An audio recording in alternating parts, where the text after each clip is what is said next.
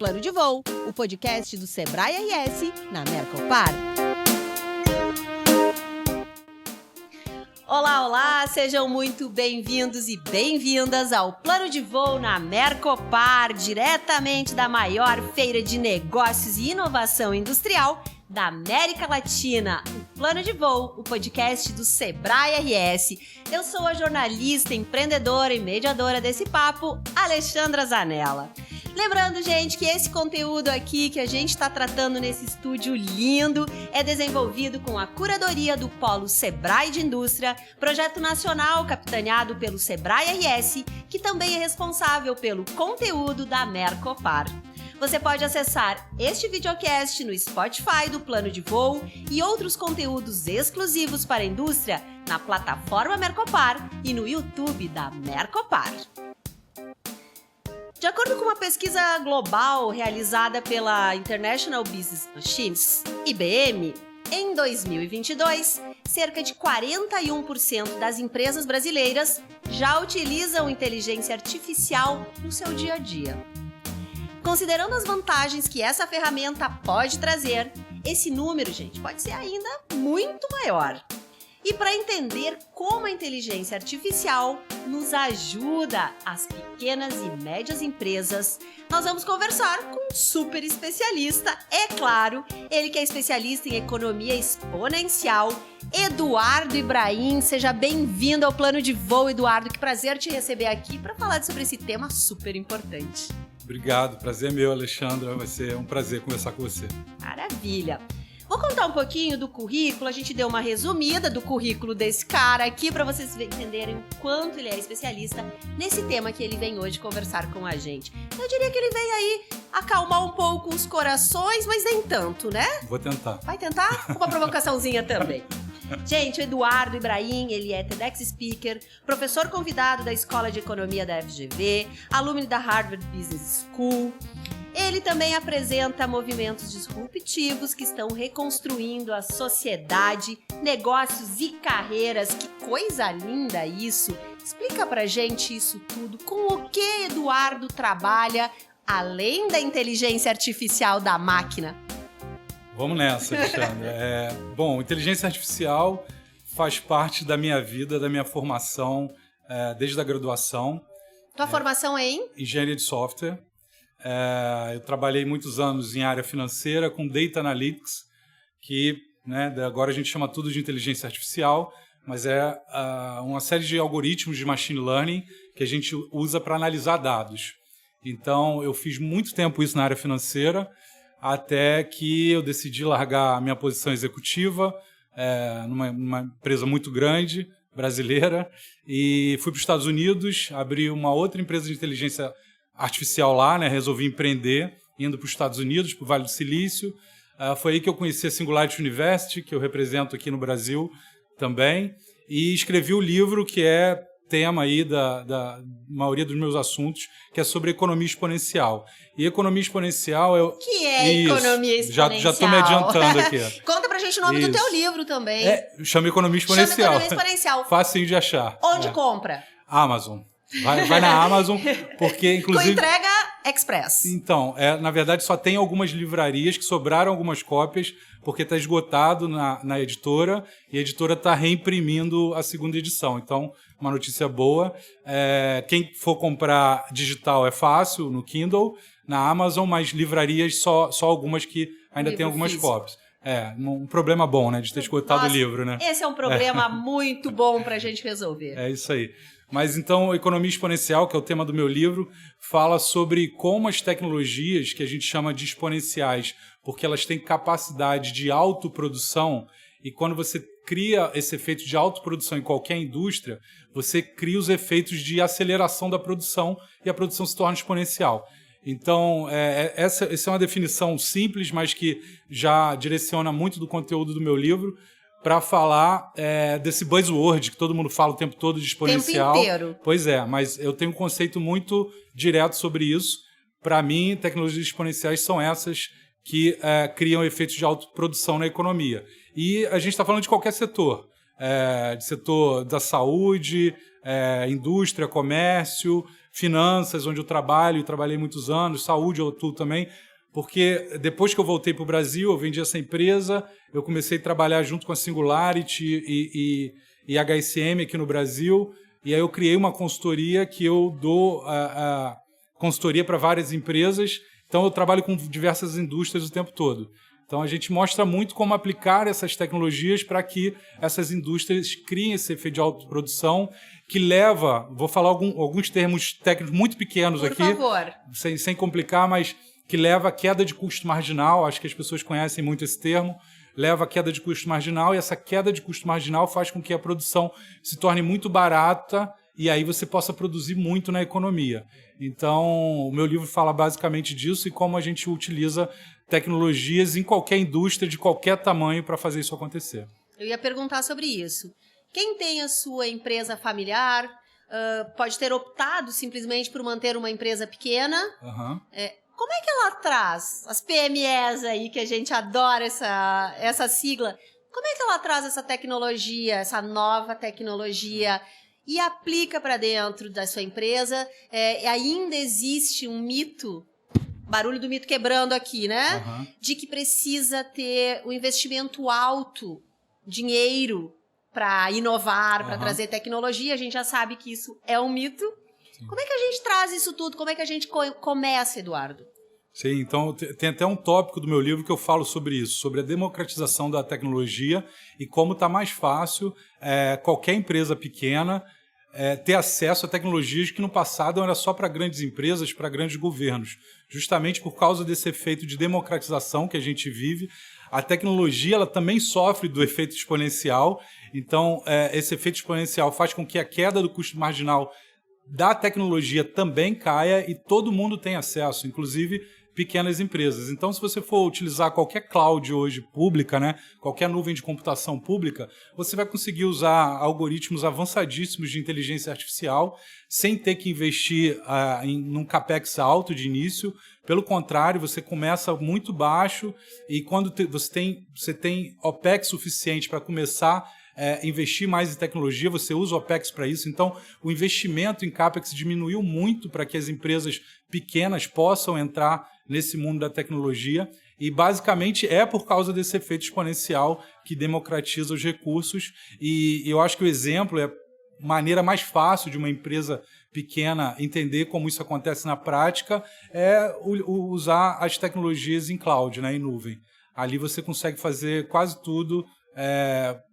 Tem programas para startups, inclusive, que você fica 1 ano usando uma tecnologia de graça e só depois de 1 ano, se aquilo realmente gerar resultado, agregar valor para a sua empresa, você começa a pagar por usar aquela tecnologia. Justamente porque o que é digitalizado pode ser democratizado. Isso, assim, no final do dia, impacta no fechar a conta das empresas, né? Empresas saudáveis, com certeza, olhando para frente, sim, são as empresas que começaram a aplicar todas essas tecnologias e possibilidades. Sem dúvida. Eu acho que no passado a gente tinha esse bloqueio, né? Essa dificuldade para uma empresa pequena investir, né, upfront, de cara, para adquirir uma tecnologia que precisava de servidores, que precisava de técnicos super avançados, especializados, e hoje em dia você tem acesso a esses técnicos de TI a um custo razoável para qualquer outro profissional no mercado. Então, isso faz com que essa barreira de entrada para o uso da tecnologia diminua muito, e isso faça com que as empresas percebam o quanto elas podem ganhar com a tecnologia antes de começar realmente a investir e gastar dinheiro com isso. Ou seja, ela pode conseguir vender, perceber o que a tecnologia traz de grana para o negócio dela e aí sim depois aumentar esse investimento em tecnologia. Então, os empreendedores e empreendedoras que estão nos acompanhando não precisam ter medo da inteligência artificial? Não, zero medo. A inteligência artificial tem que ser totalmente parceira. Faz parte de... É a sua nova sócia.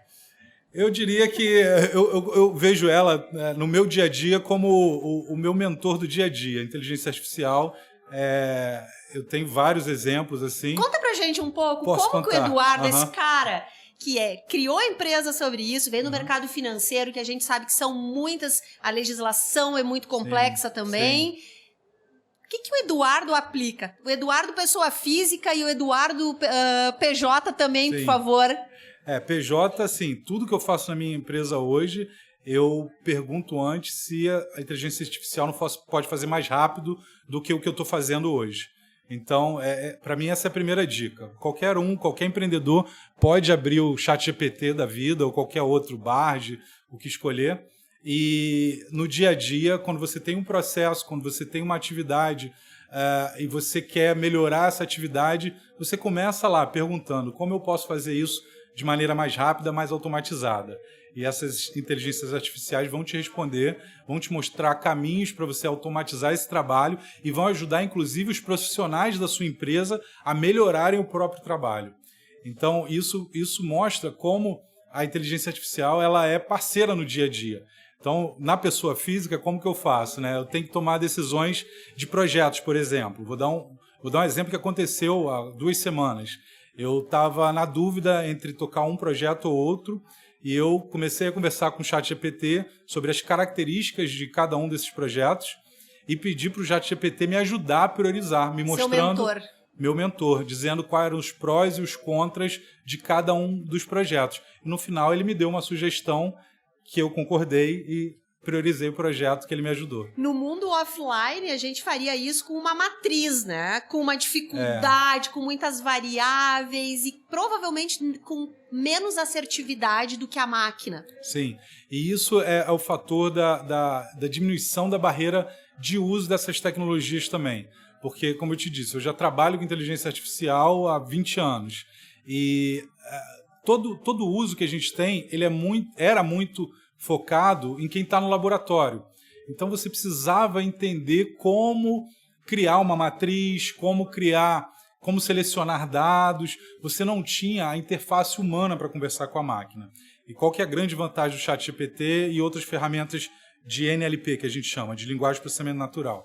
É que elas fazem justamente isso, conversar com quem não é técnico, onde você não precisa conversar por código, não precisa conversar por matrizes, você simplesmente conversa como nós dois estamos conversando aqui e a máquina começa a te dar respostas de negócio que você precisa. Muito interessante isso, hein? É muito legal. Você falou que há 20 anos você trabalha com inteligência artificial, né? Mas parece que nasceu hoje para o mundo a inteligência artificial, né? É, verdade. Mas em termos assim, do que a gente conhece hoje, que a gente chama um pouco mais assim, das técnicas de inteligência artificial, tem mais ou menos uns 70 anos já. Só que a gente não tinha capacidade computacional para isso. Isso mudou muito, mais ou menos em 2006, 2007, quando as nuvens ficaram mais populares, as nuvens de computação. Então a gente ganhou muita capacidade de processamento. E aí isso fez com que as empresas começarem a utilizar muito a inteligência artificial. Então, no mundo empresarial, isso já tem mais de 10 anos sendo usado de maneira massiva. Só que no mundo assim, amplo, né, para a população geral, começou com o ChatGPT, que em 2 meses teve 100 milhões de usuários, né, uma coisa extraordinária, sem precedente, justamente porque quebrou a barreira de entrada de comunicação com esses sistemas, que se tornou a própria forma de conversar humana. Eduardo, vamos fazer um exercício e tentar ajudar aqui os nossos empreendedores e empreendedoras ainda mais? Como é que a gente consegue aplicar isso nas pequenas, nas médias empresas, que são os nossos clientes amados? Onde a gente aplica, em que locais da empresa, e vamos fazer um recorte dentro da indústria, já que estamos aqui na Mercopar. Para quem está nos assistindo e não está acostumado com isso, como você que está há 20 anos, mas eu faço o quê? Começo por onde? Sim. Que dicas tu traria para os nossos empreendedores? Eu acho que você primeiro tem que olhar que área da empresa você quer ter benefícios com inteligência artificial. Não é para abraçar tudo logo na largada. Não, porque provavelmente você vai ter que priorizar projetos. Né? E priorizar projetos, você pode até usar a inteligência artificial. como você fez. Exatamente, olhar então, quais são os projetos melhores. Usar a inteligência artificial para definir em qual área da sua empresa vai usar, testar? Sim, total. Inclusive, tem inteligências artificiais hoje que fazem o papel de diretores de áreas distintas da empresa. Então você pode dizer para a inteligência artificial assim, ó, haja como meu diretor de produção e me ajude a verificar na linha de produção, por exemplo, de sapatos ou de televisores, o que for, nessa linha de produção, como eu posso aplicar a inteligência artificial. E ela vai te responder como se fosse um diretor de produção dessa indústria, de como você pode utilizar a inteligência artificial. Então, isso já, para quem é o CEO da empresa, ou o administrador da empresa, já dá um panorama muito grande. E a partir disso você vai desdobrando nas sub-áreas para ver como é melhor utilizar a inteligência artificial. A máquina, ela consegue, né, o teu livro, exponencialmente fazer coisas que os humanos levariam muito tempo. Eu acho que isso é uma das grandes fortalezas, né, disso tudo, assim. Sem dúvida. E quando a gente fala muito em dados, né, Big Data, tu trabalhou com isso, a máquina consegue ser mais precisa, a empresa consegue entregar uma maior qualidade no seu serviço ou produto? Sem sombra de dúvida. Falando aqui, por exemplo, de produção, a gente pode analisar os dados que são capturados hoje em qualquer cadeia produtiva, mas além disso a gente pode adicionar, por exemplo, visão computacional. E através de câmeras, você conseguir, com inteligência artificial, analisando essas imagens, melhorar processos produtivos. Então, você consegue fazer isso em qualquer lugar da empresa de maneira exponencial, porque uma vez que você coloca uma máquina dessa para analisar, por exemplo, uma esteira de produção, que às vezes você tem muitas pessoas fazendo esse processo manualmente, e você coloca uma visão computacional para fazer, você vai poder produzir muito mais do que você produzia antes, porque você tinha a limitação da análise manual. Então, esse efeito exponencial, que é o de autoprodução, como eu disse, ele acontece e vai só se somando e multiplicando. Na Mercopar do ano passado a gente falou muito sobre a importância do preditivo, né, para a indústria, prever quando uma máquina vai dar problema e tudo mais. Sobre os sensores, a gente conversou aqui ano passado, tem sensores que custam R$1. Isso cruzado com a inteligência artificial é algo também extraordinário para a indústria, né? Sim, a gente já tem até um ramo que a gente chama de AIoT, que é Artificial Intelligence com Internet das Coisas, né? Então, os sensores, né, que a gente comumente fala que é tudo IoT, a gente conecta eles com algoritmos de inteligência artificial para justamente fazer essa análise, que agora a gente está chamando também de on the edge, que é na ponta, a análise com inteligência artificial usando essas técnicas de AIoT. Vou dar um exemplo aqui de trens, que todo mundo conhece um pouco. A malha ferroviária no Brasil. Tem soluções já rodando de visão computacional que analisa, enquanto o vagão está passando, todas as peças do vagão para saber se alguma peça está dando algum problema. Então, aquilo ali, para você ter a capacidade computacional de fazer esse tipo de análise, você precisa como se fosse um servidor de inteligência artificial na linha de trem, com uma câmera captando também dados de outros sensores que o trem vai passando e vai mostrando através de IoT, e tudo isso é processado na ponta, é lá na linha de trem. Então é isso que a gente consegue fazer hoje com essa técnica que a gente chama de AIoT. Muito bem. Eu tenho certeza que quem está nos assistindo está com o pensamento martelando a sua cabeça, e eu tenho certeza que tu sabe qual vai ser minha pergunta, né, Eduardo? Vamos nessa. Poderíamos apostar. A inteligência artificial vai acabar com os empregos? Ela não precisaremos mais de humanos para operá-los? Mas, em contrapartida, a gente fala já sobre a indústria 5.0, que é a união da máquina com o humano, né? Sim. Como é que você vê isso para frente? Quem tem muito medo, e eu acho que a gente ainda tem muito medo da inteligência artificial, né? Sim. E de o que vai acontecer com os nossos empregos se a inteligência artificial fizer tudo maravilhosamente bem. Sim. Quem tiver a oportunidade de ler o livro vai ver que tem uma historinha que surgiu quando eu comecei a trabalhar nos Estados Unidos também com a Singularity University, e eu participei de um festival que se chama Burning Man, que esse ano ficou muito famoso por causa da lama, né? Até no passado ninguém conhecia, esse ano por causa da lama todo mundo conhece. Mas quando eu fui no Burning Man, o tema do festival era sobre inteligência artificial. Era baseado no livro do Isaac Asimov, iRobot.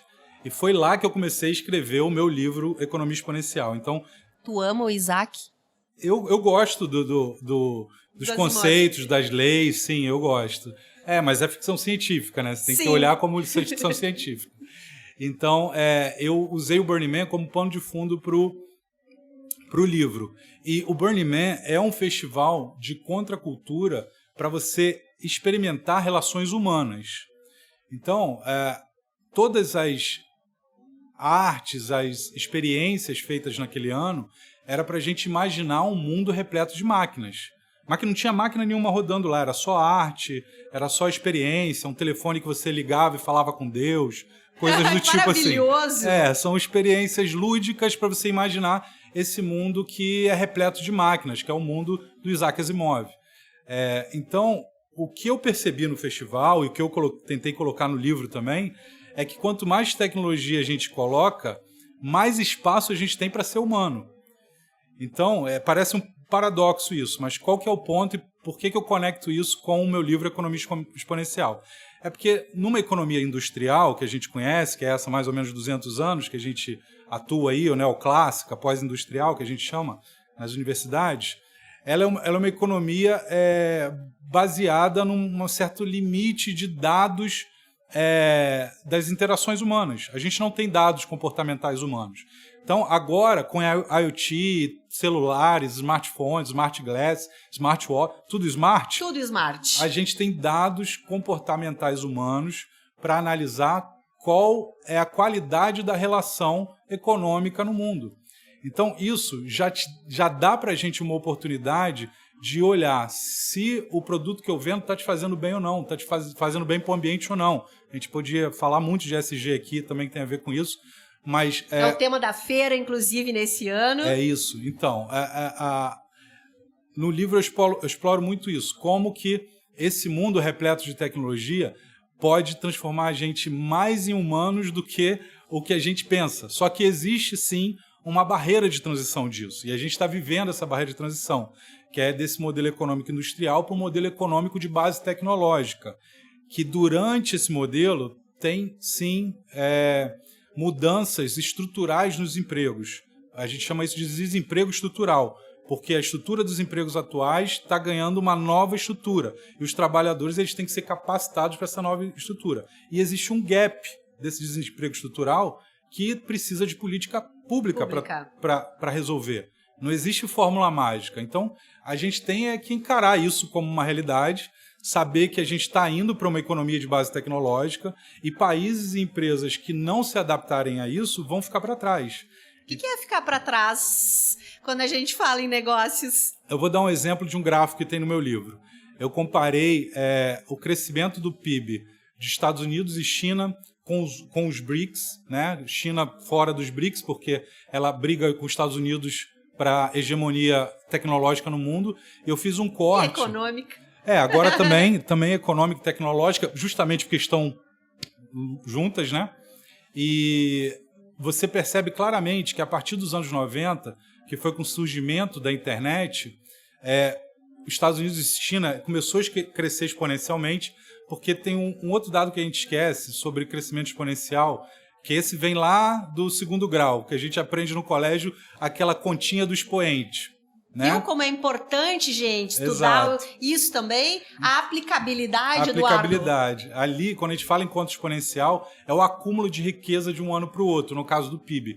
Então, toda vez que a gente deixa de crescer 1%, a gente está fazendo com que aquele expoente que a gente aprendeu, ele seja negativo. E o que acontece quando o expoente é negativo? Uma curva que estava subindo, ela começa a descer. Então, por isso que eu coloquei esse gráfico no livro. Ele mostra que existe uma boca de jacaré se abrindo em relação aos países que não se adaptaram à economia de base tecnológica que eu marquei ali a partir dos anos 90 com a internet. Então, assim, isso é claro. Se você analisa o PIB mundial, isso é claro. E se você for olhar setor a setor, se tiver dados, você vai conseguir perceber isso também. Que toda empresa que investe mais em tecnologia, ela cresce junto com o resto do mundo que está se tornando um mundo de base tecnológica. Infelizmente, estamos nos aproximando do fim desse episódio, mas, Eduardo, dá para ficar, acho que uma semana inteira aqui conversando contigo e vai sobrar assunto. Que bom. Eu queria a última coisa te ouvir, é o seguinte, Tu, tão especialista, esteve nos Estados Unidos, conhece muito desse negócio.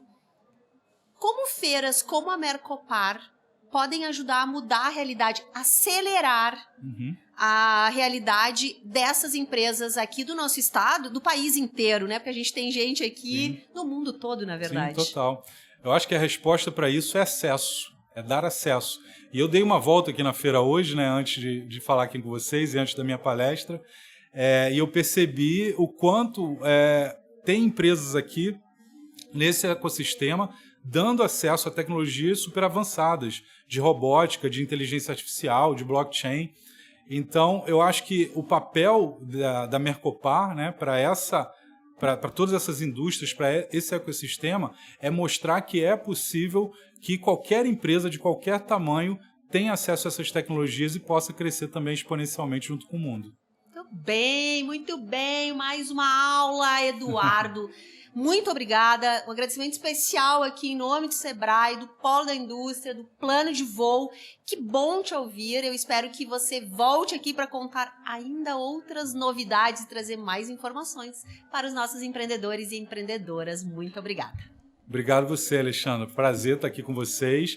Quem quiser acompanhar, pode me procurar, Eduardo Ibrahim, @eduibrahim. Vai ser um prazer conectar. Vamos nos conectar, sim, gente. E lembrando que a gente faz um agradecimento mais do que especial para quem fica assistindo a gente, acompanhando a gente. Então, um abraço carinhoso e lembre-se que você pode acessar este e outros conteúdos sobre a indústria no Spotify, buscando por Plano de Voo.